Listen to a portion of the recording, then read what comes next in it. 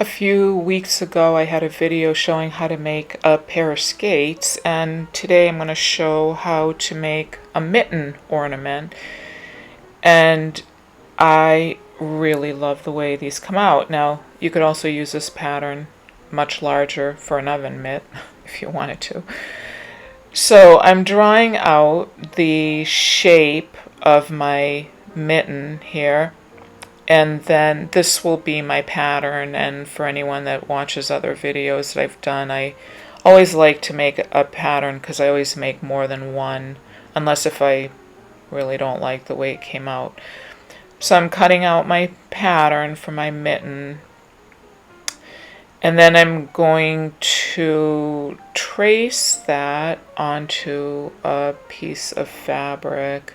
And so this is my prototype, so I'm just using a scrap piece of fabric that I happen to have that's all wrinkly, as I can see, but that doesn't matter. So I'm going to trace this on here, and I put it on the fold. I won't always be able to put it on the fold, but it saves me one little seam there by doing that.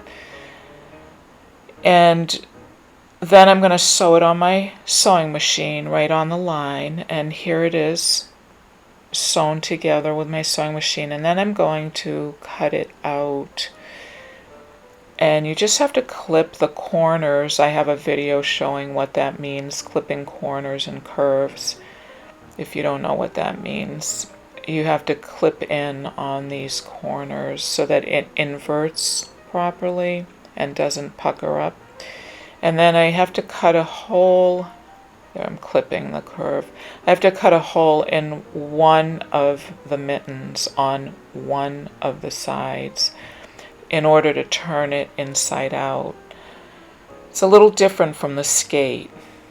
So then, after I invert all of this, and I forgot I didn't actually need to invert the other side of it because it's going to get pushed right back into the other side of the mitten, and you'll see what I mean in a second. So there's my little thumb that's going to go into the other thumb, and so now I'm taking it where the halfway point is, and I'm just stuffing the mitten that has the cut in it into the other mitten, and this makes it nice and finished. The edge is finished here and the inside is finished, even though it doesn't really matter if it's finished because it's going to get stuffed on the inside.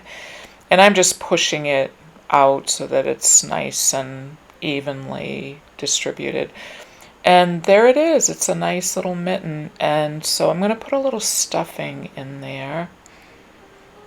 I really love these ornaments. I made a couple of them last year at the really close to Christmas, so I didn't get a chance to make a bunch of them, but I just really liked the way they came out. So I'm trying to perfect my pattern this year because I didn't actually make it like this last year. I kind of just, I did it a different way. So now I'm going to paint it pink, metallic pink, and I'm using my Lumiere paints, and as usual I use my hands for painting. I'm going to use a brush first, but then I'm going to use my hands, and this paint is really luminous. I really like it. So I'm just applying that. It'll dry pretty fast too. And do the other side, and then I just use my hands to kind of rub it into the fabric. I always use my hands. That's why I have paint on my hands all the time. So now I'm going to just have to let it dry. I just put it in front of a fan and let it dry for a few minutes. And then the fun part comes, which is the decorating. And so here it is, it's all dry, and I have this garland that I bought last year, and I have a few things here that I picked out that I thought I might use to decorate those, and I usually spend a few minutes just on the first one that I make, trying to figure out exactly what will look the best as far as decorating it. Now, I felt like that flower was a little bit too small, so I decided to go in the end with a bigger flower. And I know I'm going to put the fur reel yarn around the top of the mitten. And at first I wasn't sure. The mitten also looks really cute with the garland around it, but I decided to use the yarn in the end. And these are some stamens that I have that I'm going to put in the mitten. And I just sort of try it all out before actually gluing it together. So that looks really cute, I think. So I'm going to go ahead and, I know for sure I'm going to use that yarn around the edge of this, just like I did around the skates, if anybody watched the skates. And so I'm going to just go ahead and glue that right on now because I know I want to use that for sure. And then I'll glue the things into the inside of the mitten as well. So as always, I am using a glue gun with Gorilla Glue sticks. Those are really I find the best glue sticks to use. So there it is. Now this is wire. It's this white wire that I paint gold and then I glitter it.